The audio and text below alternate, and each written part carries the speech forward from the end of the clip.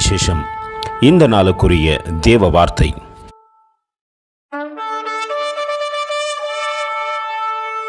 All things are lawful unto me, but all things are not expedient.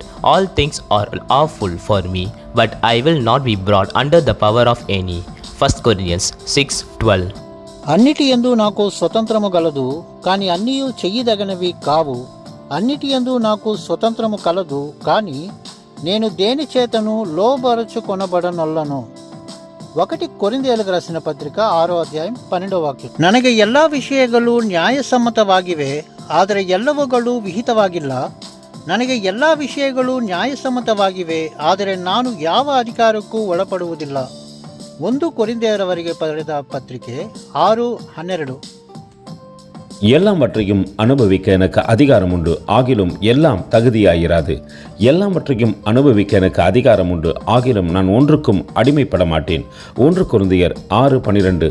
ரட்சிக்கப்பட்ட தேவ பிள்ளைகளே, நமக்கு எது தகுதியாய் இருக்கும் என்பதை நாம் யோசித்து பார்க்க வேண்டும். எல்லாம் காரியத்திலும் நாம் அடிமைப்படாதபடிக்கு எச்சரிக்கையோடு கூட இருப்போமானால் நிச்சயமாய் தேவனுக்கு பிரியமான பிள்ளைகளாய் இருப்போம். அப்படி பவுல் அப்போஸ்தலன் இருந்தபடியினாலே நமக்கு முன்மாதிரியாக சாட்சி கொடுக்கிறார்.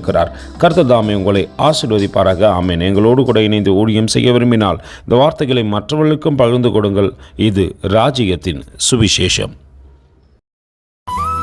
Thank you for watching. God bless you.